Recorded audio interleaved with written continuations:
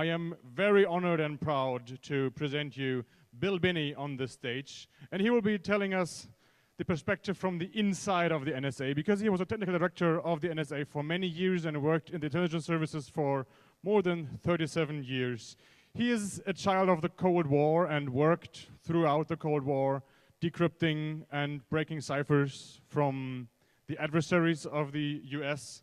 And back then he used to call himself the technical director of the world, in a sense. So please give it away for How the NSA Tracks You with Bill Binney. Thank you.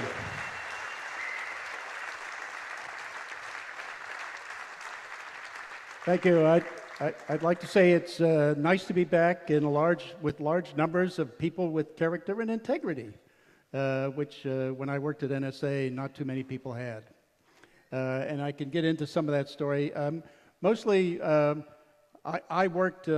didn't work on the programs that Phil Zimmerman was talking about, the commercially available stuff. I was all looking at military and governmental encryptions and codes and activity. But the same techniques apply to any crypt system. I mean, it's not something that, and I was on the offensive side, not the defensive side.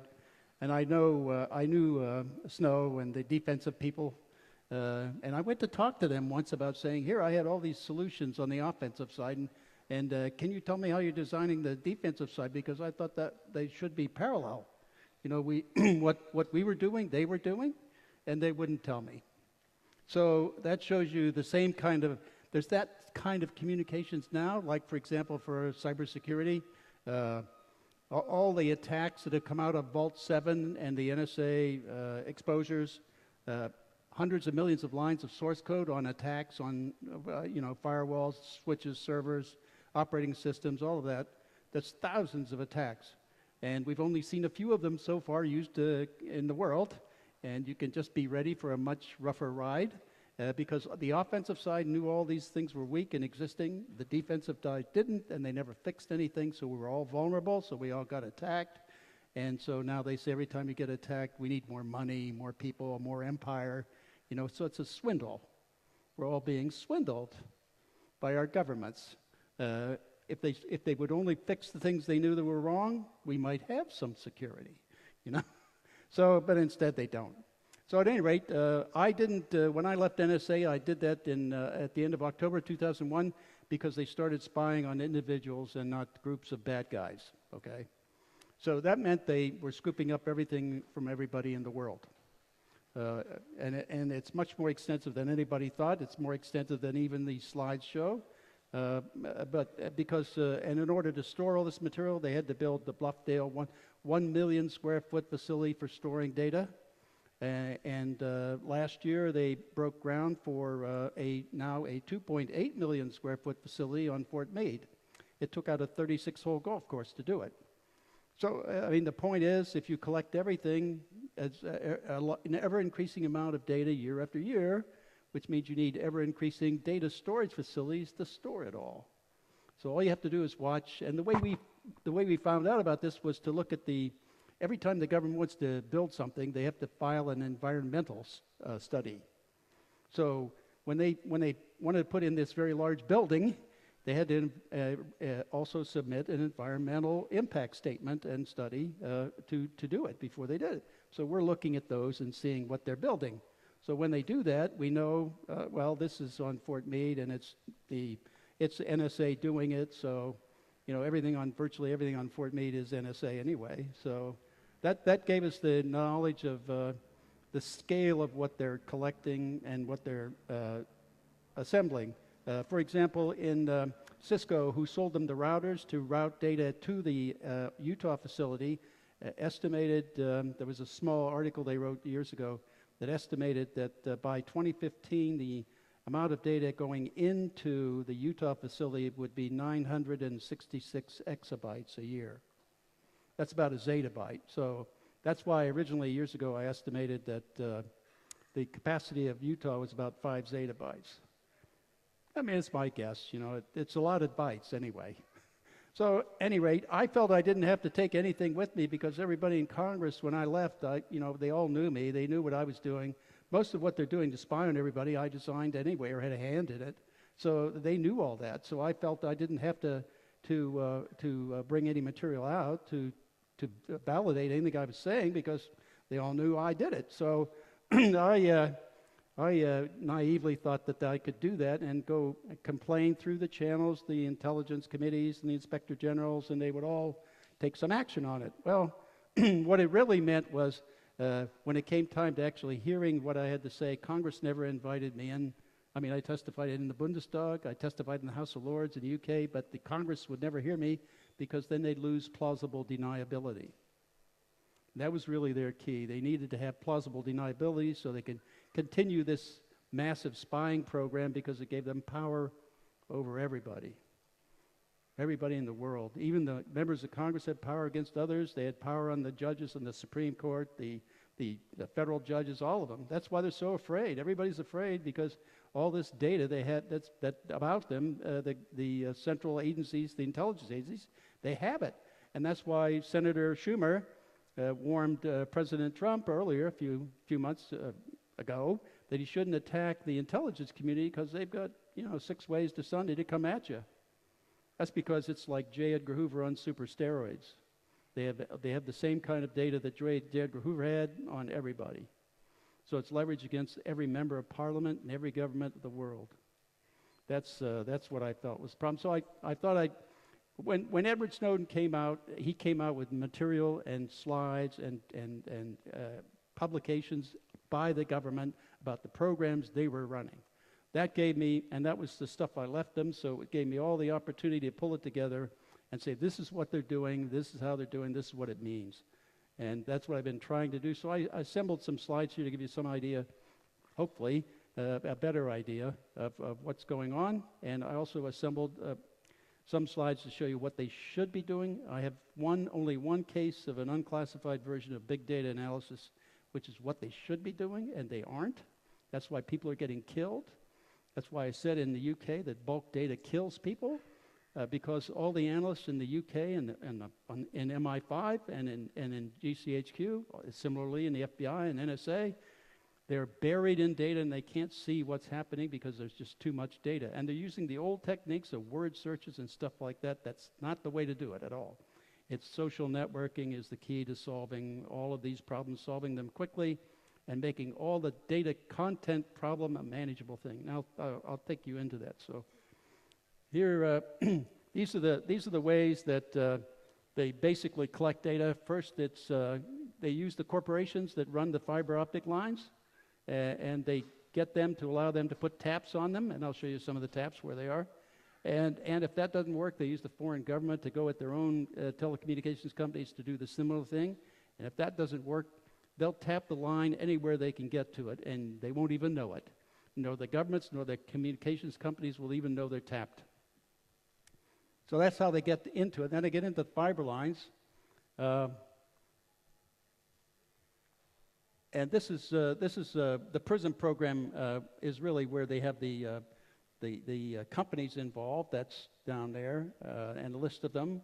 This came out, was one of the first things that was published out of the Snowden material, and they were all focused on PRISM. Well, PRISM is really the minor program. I mean, the major program is upstream. That's where they have the fiber optic taps on hundreds of places around in the world.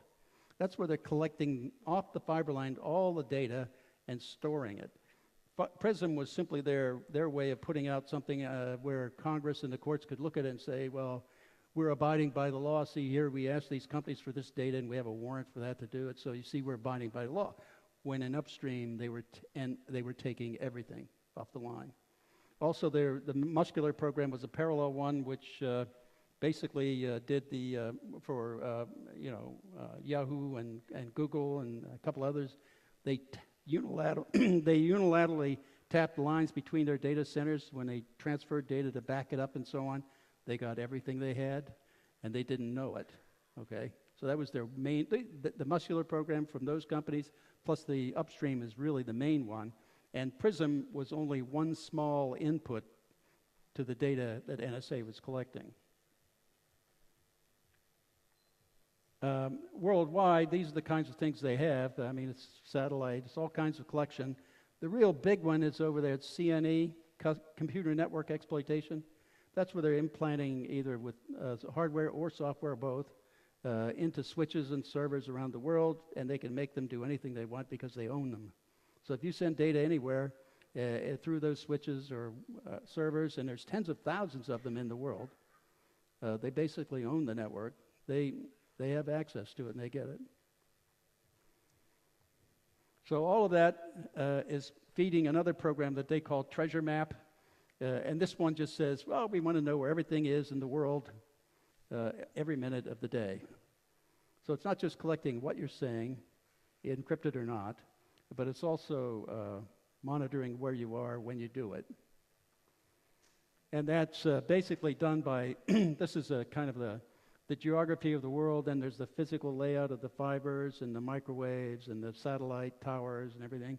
And then that maps to a physical network, and then logical networks, who's communicating across them. That maps to equipment, which in turn maps to people, and that's how they follow everybody. This is also, when you have cell phones, for example, how they take GPS and use the drones to target people. So I think Jacob Applebaum was the one who said CIA or NSA watches them or tracks them, NSA tracks them, and CIA whacks them, right? And the way they do that, and there's 1.2 million people on the drone list according to the last number I saw. I mean, that's crazy. I mean, you know, they aren't verifying who they're hitting. They're not. I mean, they're just going to kill people all the time. This is insane. And I call that program random slaughter, because that's about what it is. And this is why I get in their face every time I possibly can in the U.S., because they're doing stupid stuff. It's hurting a lot of people. But anyway, that's the treasure map. All the material they collect from all the sources goes back into these programs, back inside NSA over here on that rectangle over there, or that's basically a square fundamentally. This was the entire design. These programs, Mainway and Marina, are basically the graphs of social networks that map into the databases in Pinwheel, the internet, and Nucleon, the voice. There are basically two systems they're following: public switch telephone network, which is all of phones, fixed, mobile, satellite, any kind of phone, and the input of that into all the content data then goes into Nucleon, and it's indexed up there by the Marina program, so that when they want to see who did what, they have an index all to everything they ever said in their database.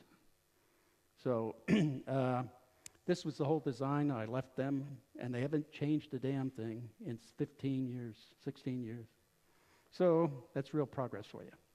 But at any rate, one of the things to look over here on the side is that both CIA and the FBI, through the FBI Center in Quantico, Virginia, have a direct access into these databases and the entire graph.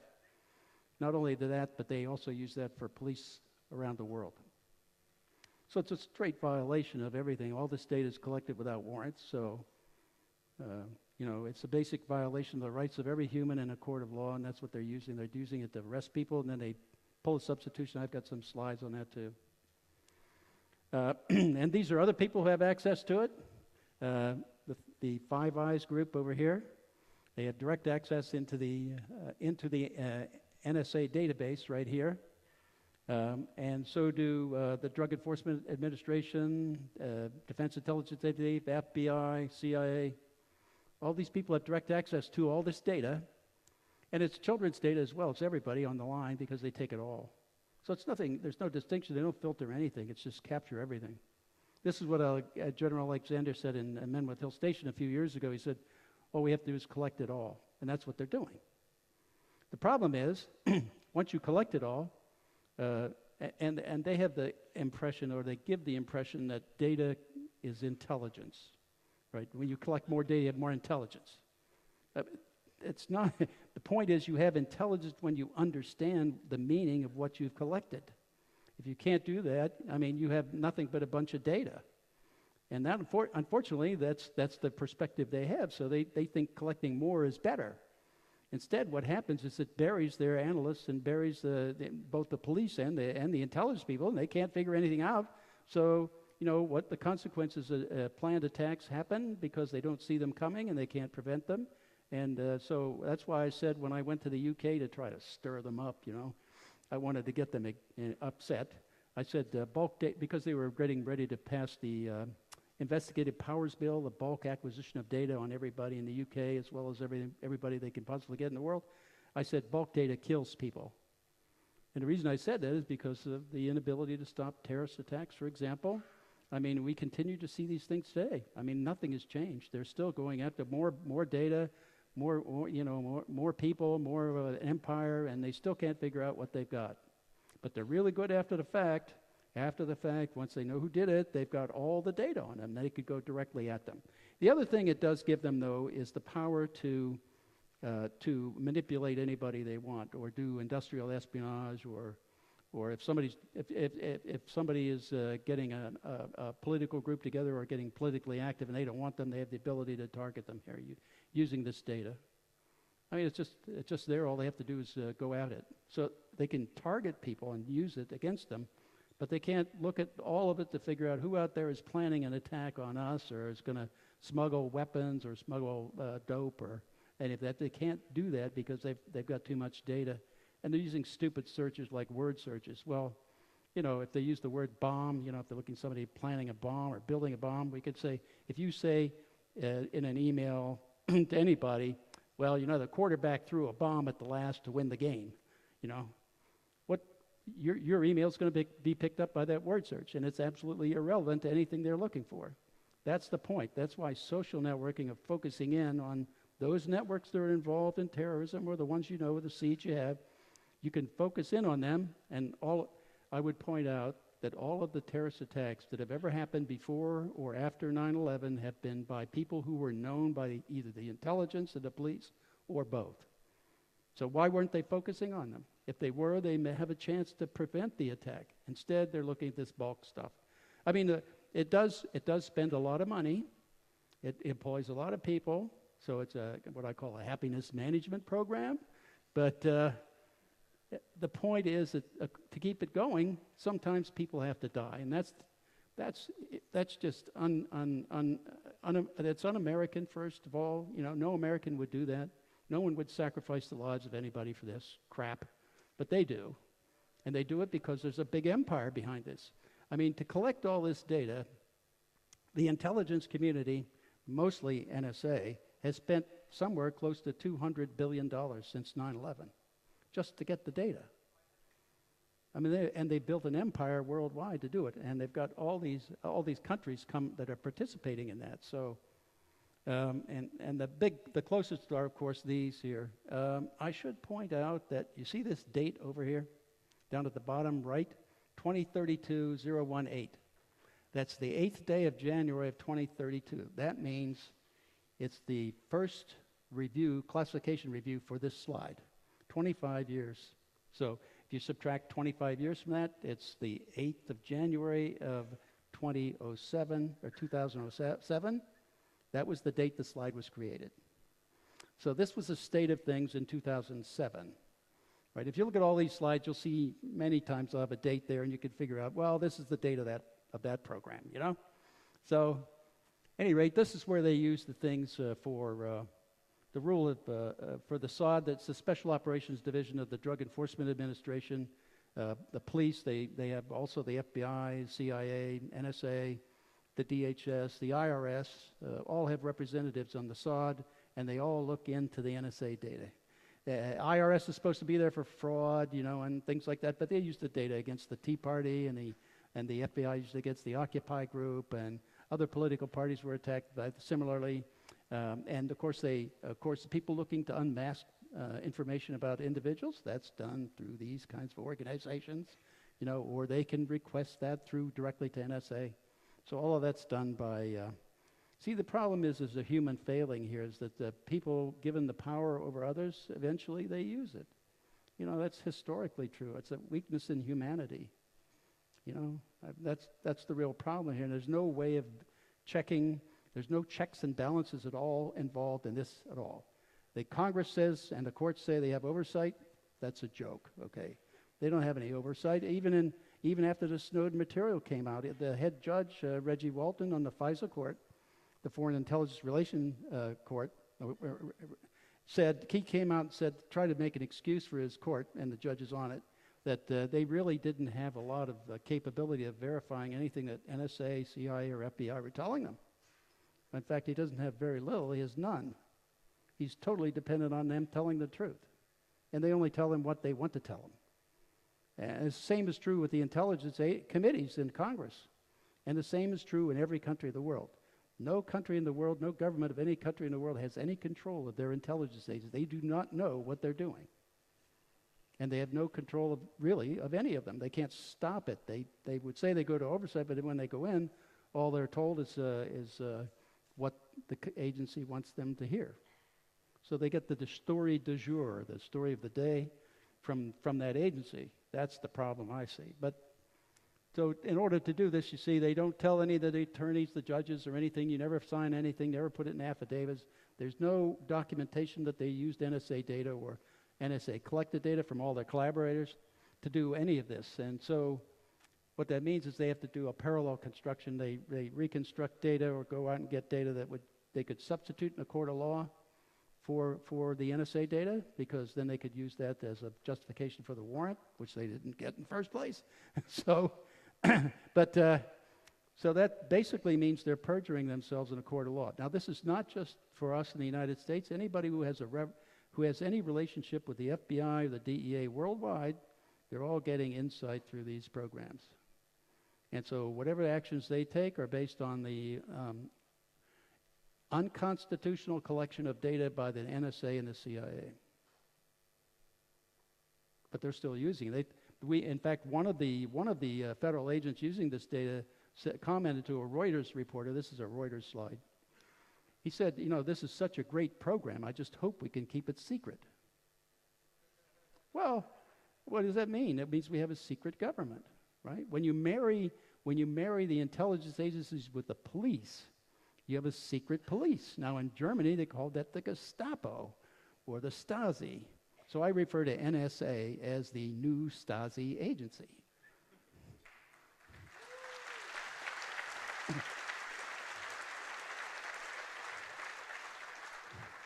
Unfortunately, that's, you know, we haven't been able to do anything. I am attempting to do everything I possibly can against these people. I'm supporting 4 separate lawsuits against the President Trump, previously against President Obama, and the intelligence agencies of the United States for unconstitutional collection of data. We have to do it for our laws. Our Constitution governs violation of privacy rights of U.S. citizens, so we're attacking them that way in a court of law. And I just got my first chance with the Third Circuit Court of Appeals to submit some of this NSA data about their own programs into the court of law. Now, it's going to be tough for NSA to deny it because now it's in the federal courts. This is the court that's one level down from the Supreme Court in the United States. And it's at 4 separate circuit courts. One in the 2nd, one in the 3rd, one in the 9th, one in the 11th. So I'm coming at them from as many directions as I possibly can. And hopefully one of them will get through to the Supreme Court, and when it does, we'll get to them. And if we fix it,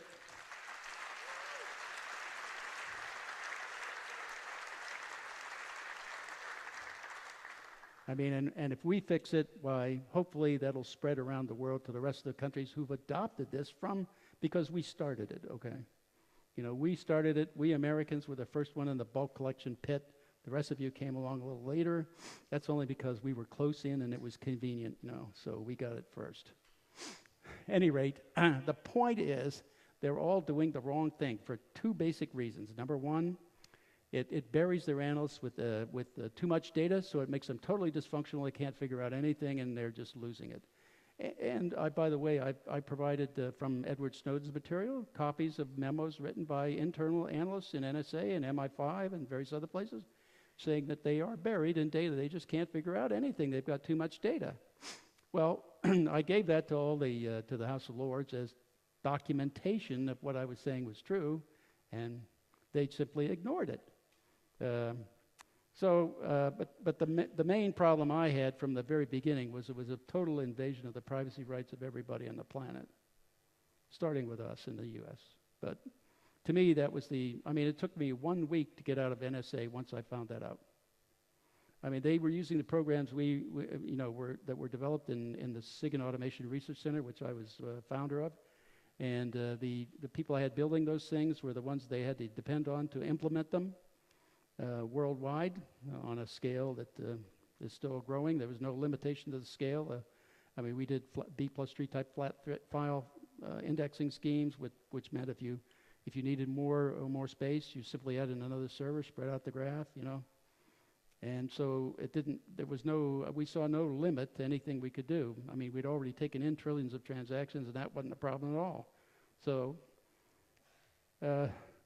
once I found out that they started taking in everything that the telecommunications companies were having in terms of U.S. communications, principally starting with the public switch telephone network, and then starting very shortly after that, the internet and the basically the World Wide Web. I found that out in the second week of October 2001, and it took me the week and a half to get out of the place. So I got out Halloween Day, 31st of October 2001. And since then, I've been trying to advocate internally in the intelligence committees and the inspector generals of both Department of Justice and Department of Defense to have them. I mean, this is totally unconstitutional. It's a violation of the Penn Register Law, Electronic Privacy Act, Electronic Security Act, any of the laws in place to cover FCC regulations governing any of the telecoms. That's why the telecommunications companies had to get retroactive immunity in 2008, because they had so many laws that they were violating every day. And they're still doing that. So the point was that they were all in it together, and each one of the committees and the courts had to protect one another. It was a cover-up because they were all involved in this. And the White House was the starter. It was actually started by Darth Cheney. I call him Darth Cheney because he went to the dark side. Right? That's what he said, anyway. So at any rate, in the meantime, we had been advocating for a targeted approach where you went after groups of people that were doing bad things, and you could easily define it by social networks in the world, either in the public switch telephone network or even in the internet. We had no difficulty doing that at line speeds, fiber optic rates. We were able to sessionize fiber optic rates at STEM level transmissions in 1998. So from there on, we were able to do deep packet inspection on all that stuff and reconstruct everything on the lines. And so we were able to see networks, and we built all these social networks using the routing data, the IPs and the addressing schemes of the internet as well as the phone network. And we had no difficulty doing a targeted approach then of using that data to filter out what was relevant to targets we were interested in or should be interested in out of the flow of information around the world at whatever rate they were doing it. We simply subdivided and conquered it by the divide and conquer approach. So that was our way of doing it. And our targeting approach, we even took to Customs and Border Protection after we left NSA. And one of the ways we did that, I mean, this is the only unclassified version I can take of big data, okay? It's the only thing I have. So we went down there, and we had a Bureau of Industrial Security up there, the Commerce Department, published this alert because some military in Iraq overran a bomb-making factory, and they found some parts in there, and they looked at the parts, they saw the part numbers, and I think they traced the part numbers back to companies in the U.S. selling them to Iranian companies in Dubai. Now, the reason they located in Dubai, because it's outside of Iran, it's outside of the exclusion for trade, so they operating out of Dubai, they could order these parts, you know. So the Bureau of Industrial Security had to alert everybody in the world that this was going on. So we took that and used Google and went on the web. This was some more of the data they had. So, but we used it and went onto the web and Googled all the things and started looking at the data. This was also given, continued. Now, oops, where did that go? Wait, did I do another one here? I lost a slide in the middle. Perhaps that's what the screws were, why the screws were removed. Okay, but this was on Aryan's computer. So at any rate, we found, I can't see it here, so it's missing. Yeah, it's missing. Okay, that's what they were doing. Okay, we know what they were doing. At any rate, what we did was we went out, we added all kinds of information to that, looking at, we added fax numbers, phone numbers, addresses, more data on people involved, and more company names involved. And then at the end of it, just before, after the BIS report came out, once that was out, they took all the names of the companies they had off the web, and then kept that data out of the way, because then they thought that the BIS and Customs and Border Protection were still looking for the old data. They didn't have that confirmed, so they removed it and they changed the names. But in the process of changing it, they used one of the new numbers, phone numbers, with some of the old data. So that gave us the end, and we then traced all to the new data they went, and as they went, we followed them, and we didn't lose a thing. Of course, the Customs and Border Protection and the Pentagon and various other people in the intelligence, they did lose it, but we used Google and followed them. So we provided all that data to them, and since we didn't trust the U.S. government to do the right thing, we also gave it to our counterparts in Canada, because they were losing people from IED attacks too, so we didn't trust our government to do the right thing, so we passed it up there too. They, of course, did the right thing. We didn't, of course. But the whole idea was we compiled all this list of information that we got from them, and from those approaches, and gave it to Colonel Woody at the Pentagon. He was the group that was looking at the IED, prevention of IED attacks and so on. So we passed all this data down to try to cut the supply of parts going into them. The reason they used multiple company names to do the construction of the IEDs is because each company would order a different part. And the idea was that if the Customs and Border Protection looked at a given company, which is the way they do it, they would only see one part of an IED and never deduce that they were putting together an IED. So unless you collapse them down by a common attribute, like they're all sharing the same phone number, or they're all sharing in the same address or something like that, to put these multiple companies into one place where you see the whole activity, then you sum it all together by their names and you see the IEDs. So you can see what they're doing when you do that. And so we proposed to Customs and Border Protection that we do this for them.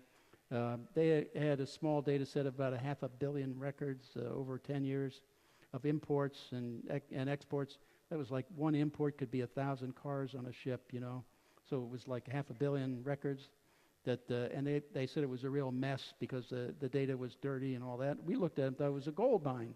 There's all kinds of information here, phone numbers on addresses, so on. We could lay out the entire, all the entire world's phone numbering schemes and how they change as they change since they put these things out there. So we proposed to them that we scrape the entire world's websites and pull together a consolidated list of however many million companies there were in the world, 1 to 200 million, something like that, and be able to do a collapse on this and study all those and find those who were doing or showing attributes of doing something illegal, which is what this multi-addressing scheme implies. So that would define a set of suspicion, zones of suspicion for companies involved in the world trade. And we estimated that from our study that we scraped the entire website. The Pars Guide was the website in Dubai, listing all the Iranian companies in Dubai. There were 5,032 of them. And when we did that, we found 222 different company names that subgrouped into 55 different groups that were doing different nefarious things for the Iranian government, like smuggling dope, weapons, that kind of thing. Like buying equipment for IEDs and looking around for things like that would help them with triggers and nuclear stuff. And so we passed all that along too. And of course our government is just too dense to really do anything. So once we did that, we said we'd estimated that the entire world would produce perhaps 40,000 targets for you to do targeted selection of searching of incoming crates and imports and don't do exports to these companies. So we thought we could do that in the first run of our data, and it would take us 6 months to correct all the data and make that happen with Kirk Wiebe and myself and 2 programmers. But that was too cheap, you see. They wanted to let a $1.2 billion contract to IBM to do it, so they fired us and brought in IBM. So, and they still haven't done this, by the way. So, anyhow, oh, here is that. This is the ultimately thing that came out was they indicted everybody that was involved in all this. They arrested a few of them in Florida, but some of them were back in Iran, so they couldn't get to them. But they left the indictment out there. But it took them 2 years to do the indictment from the time that we found all the data. That's a really fast judicial process, right?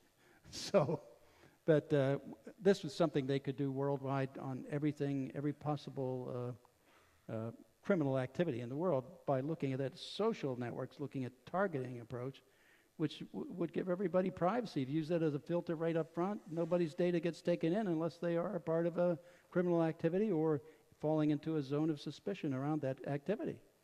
So it would give everybody in the world privacy. But that's not what they wanted. They didn't want privacy. They first removed our filter up front so they could take in everything. Then they took away all the encryption we used to give privacy to people once we took the data in until we had a warrant. And they removed that. And then they removed the auditing routine in the back that looked at everybody that came in and what they did when they came there, where they went, what data they looked at, what they did with the data. And they removed that because they didn't want anybody to know what they were going to do. They didn't even want internally anybody to know. So it's not just that they're keeping secrets from us, they're keeping secrets from Congress and everybody else, even people inside their agency. Because the vast majority don't know. I think there's only about 3,000 people now inside NSA that really are involved in one way or another or know direct evidence about this program. So that's the sick part of it. You know, this is like a secret democracy that's not a real democracy. I mean, Goethe said it pretty well. He said, no one is more hopelessly enslaved than those who falsely believe they're free. And that's us.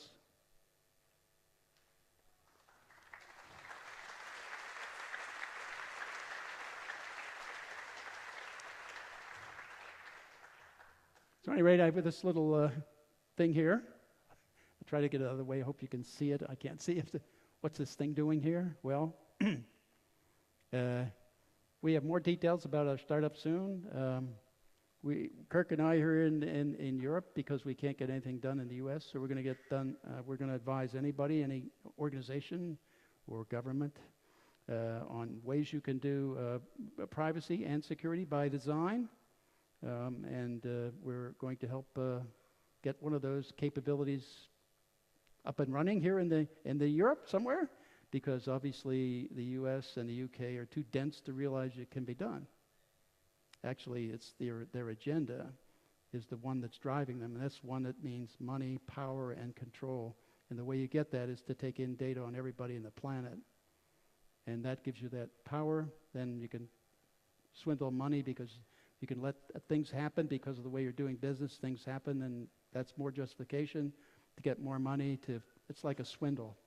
I called the terrorism thing of trading privacy for security a lie from the beginning, and that's just the way they swindled everybody.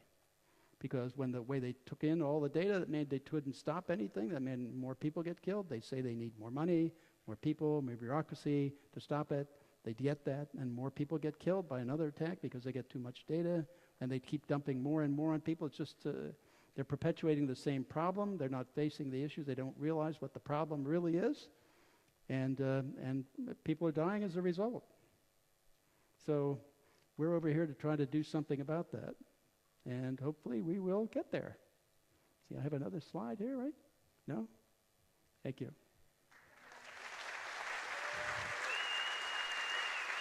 Yeah.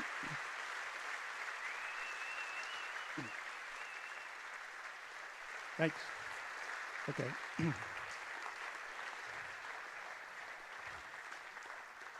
I guess now we can take some questions. Anybody have any questions you want to ask? Yes, if you have questions, please line up at the 2 microphones at the front Yeah. and at the center there, and I'll gladly Yes, please just go ahead. Hey, thank you so much. No.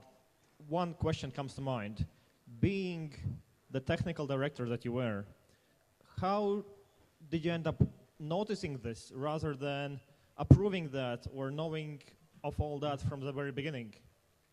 Well, see, as the technical director, I was looking at what is the biggest problem that the analysts in the NSA had to solving problems and predicting the intentions and capabilities of people who are going to hurt people or criminal activity. And it turned out to be the digital explosion of communications, cell phones, the internet, and so on. And so I had to design a way of getting into it. But it was pretty clear that in order to do that, we would be violating everybody's privacy unless we did something to eliminate that. So that's why I built in that social targeting and pulling out only that information, letting everything else go by. And that design was one of the things they didn't want. They wanted to take in everything, so they wanted to get rid of that filter. But you see, in order for NSA to put that into place and get it running, they had to use the same contractors that I did to have my program built, because they were the only ones who knew how to put it together and get it up and running. No one else in NSA did.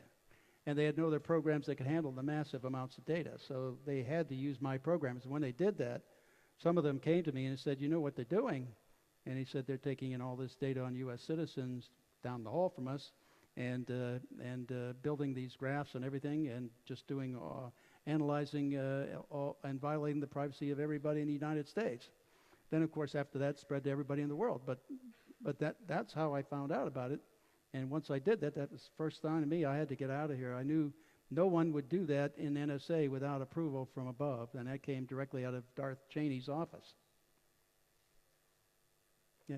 Question, the filtering and the targeting of social networks needs a lot of data, and then you can extract patterns, and then you can throw away the data because you don't need it anymore. Is that right? Well, you see, there's a couple ways to do it. You know, one, if you have a seed that is, a bad guy, you could look at his social network and build from that. And then you could say 1 degree beyond that is as far as I'll go to pull data in. It really ends up 2 degrees from the bad guy, but you only pull data in from 1 degree from him. And so that means that you're focused. All the rest of the world's data goes right by, and that's what you pull. And the metadata is the way you pull it out, because that gives you the ability to, you're looking at the data that's required for the network to route data. And if you do that, then it's easy to pull all that data out, and that's all you really get. And it gives people privacy, and you get a rich environment for your analysts to succeed. That's what they don't understand. I'm still curious, how can you get patterns from things you have never seen before? Because the unexpected we used actually 2 approaches out of 3, but it was deductive, inductive, and abductive approach. The deductive approach simply said it's dealing with the graph. If you're in the graph and you're close to, within proximity of 2 hops of a known terrorist, then you're going to be in a zone of suspicion. You'll be looked at. It doesn't mean you're guilty. It just means you're going to be looked at. And then a decision will be made, yes or no. If yes, then what's the reason? And if you get included, then the entire graph will shift if you become a target at that point, you see. So and that was done by software. The other was the inductive approach. That was the main one. That is, if you are looking at sites advocating pedophilia or sites advocating jihad or terrorist activities or violence against the West, and you keep repeatedly looking at them or look at multiple sites advocating that, then that gives you the idea that you are a potential fall into zone of suspicion. And that means you get looked at. So at that point, you get the data coming in. But you can do it all having all their attributes encrypted until you can prove that they are, in fact, a part of the illegal activity.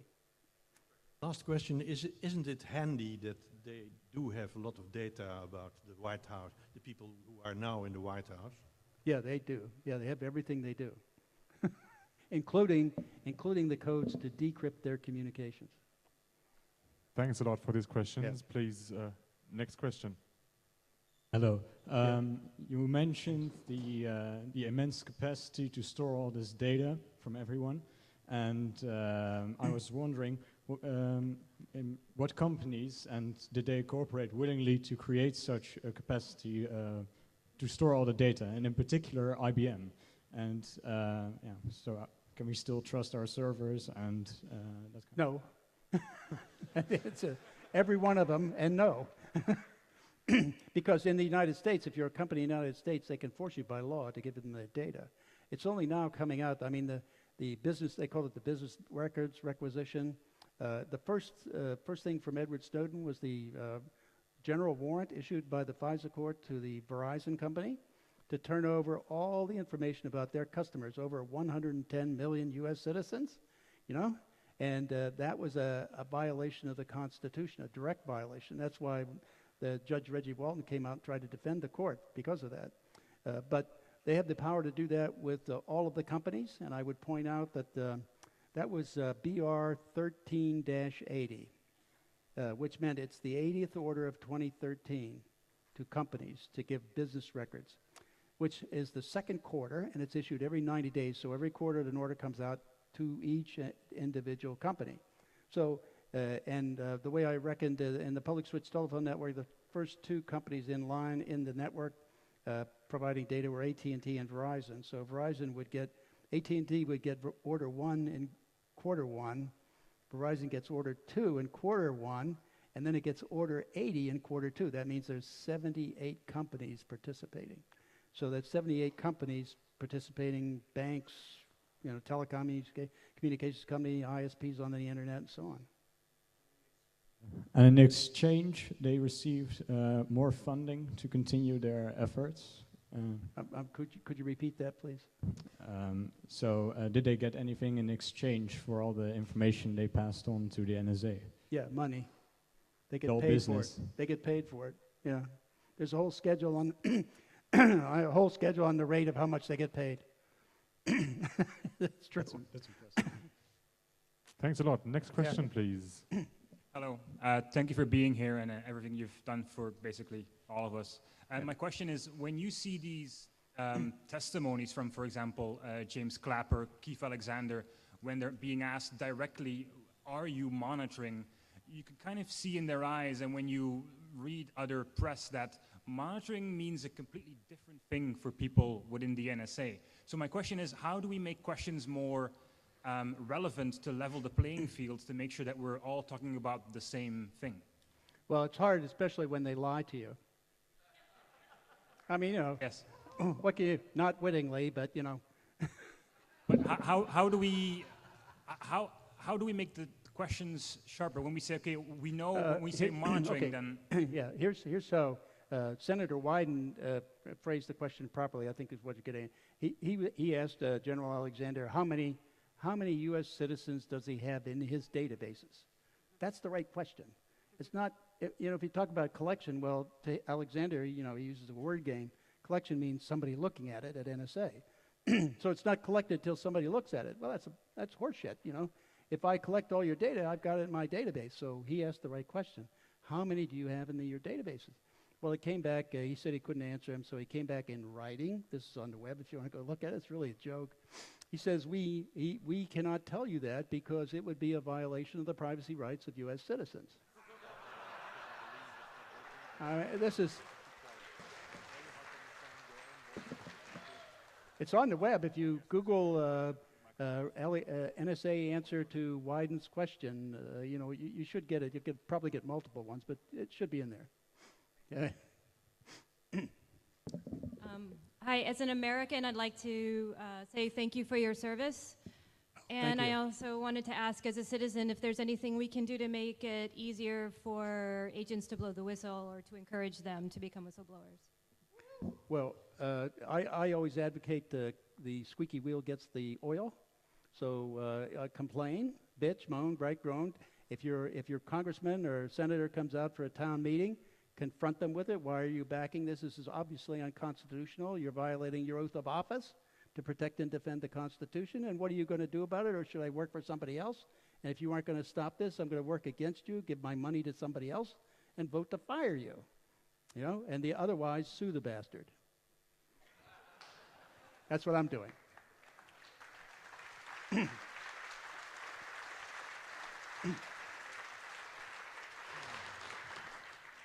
So we do have some more time for questions, so please go ahead. Yeah, I was wondering, in the NSA, there have been several leaks to the public, which well, have helped us a great deal know more about the inner workings. Do you see a cultural change within the NSA, that there may be more people who stand up and well, choose a different path, to choose to reform the NSA from inside, or is that? Yeah, I think that's probably happening, especially with the younger generation going into NSA. The older generation, I mean, we did a Myers-Briggs study of personal traits of people working at NSA in 1992 or something like that. And it turned out that 85% of them were ISTJs. So they're all introverts, you know. It's like these are the people who like to work in their desks, you know. I mean, mathematicians are that way. They're very quiet people. So look, give me a pencil, I'll figure it out, you know, and go in a corner, here's the answer, you know. That's all they do. But they're very easy to threaten. Those are the kind of people you can easily threaten. And so that's what's been going on inside NSA. I mean, they have a program now called See Something, Say Something about your fellow workers. Well, I mean, that's what the Stasi did, you know. That's why I call them the Stasi, new Stasi agent, you know. They're picking up all the techniques from the Stasi and the KGB and the Gestapo and the SS. They just aren't getting violent yet that we know of, okay? Internally in the U.S., outside is another story. Yeah. Hello. Now we know something about the US programs, but do we know something about the other nation, like Russia? We know that China has some internal spying program, but do they have capabilities of like external spying? Yes. I had a slide there. I think they deleted that. It wasn't there. Listing all of the countries cooperating with NSA. Let's see if I can get back to it.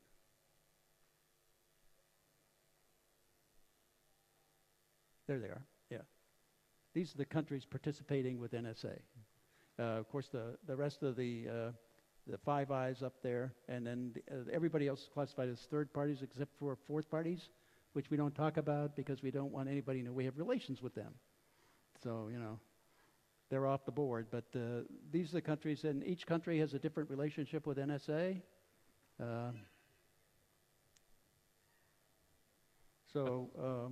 I mean, I think 8 or 9 of these countries in the third-party category are cooperating in the bulk acquisition of data on the internet with NSA and GCHQ and the rest of the Five Eyes. So, is that to answer your question? Yes, but the big one missing there is Russia. So we should suppose that Russia has some similar secret programs, or we don't know about. Which one are you talking about now? Russia. Russia? Yes. Well, Russia does the same thing in reverse. You know, they're looking at us the same way. Yeah. Everybody's doing this to the ability and the capabilities that they have. This is standard spying. I mean, that's why diplomacy was created, so we could spy on people, you know. Thanks. Yeah. So it looks like no more questions. Oh, yes, there is one more question. Great. Please, go ahead.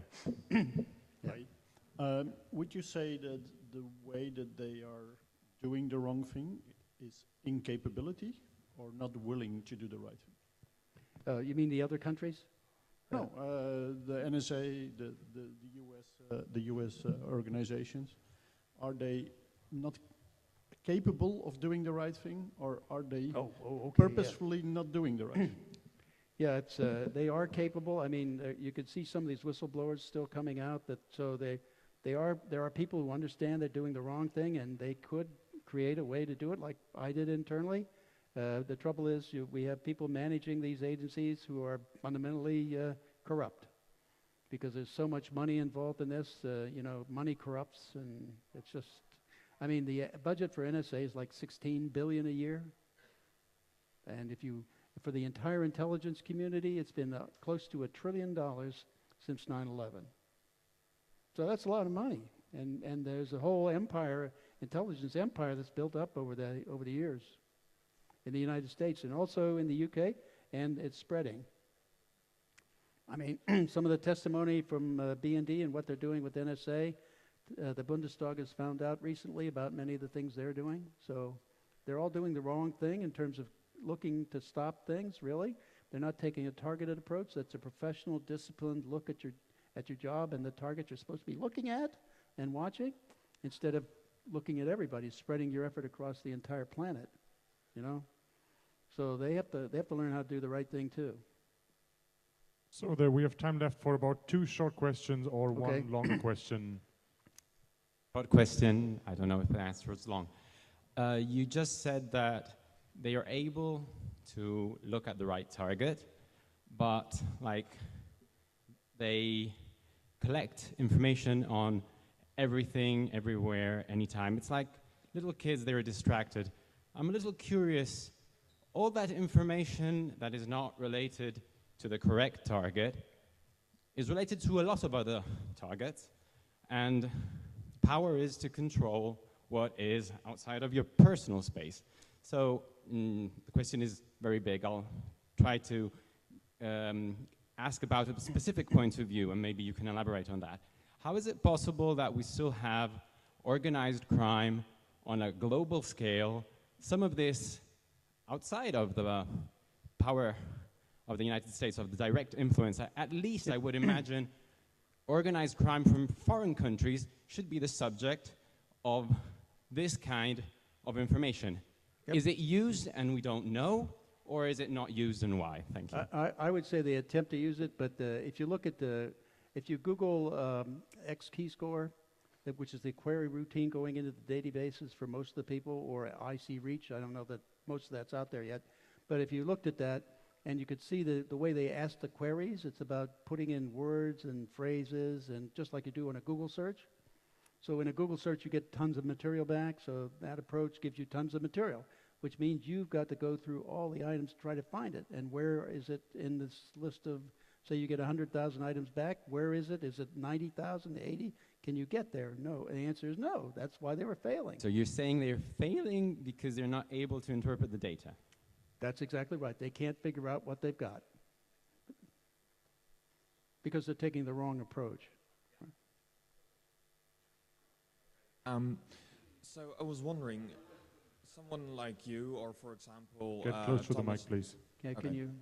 Someone like you, or for example, Thomas Drake, who was at a previous version of this event, like who came from the inside of the NSA, and now standing here. You told us about the NSA having a lot of data to use as leverage against people. So how come you are able to be here? Yeah. Why aren't you dead, or at least in jail for something wrong you said, or if they've got so much power over everybody? Well, as I said in the movie about Me, A Good American, I said, you know, if they ever do anything like that, everyone will know who did it and why. So they don't want to expose themselves to that kind of political and reaction by the public in the United States, because that. And now I'm basically well known around the world, so I don't think they. I want to get them in court any way I can. If they want to do that, that's one of the ways. At least if they don't terminate me, I'll be able to do that. So basically, by making it obvious, they're your enemy. You're safe. Public exposure to a degree is security. You know. Okay. Yeah. Thanks. Thanks for this last question. Please give a warm round of applause. Okay. Thank you. Thanks. Thank you.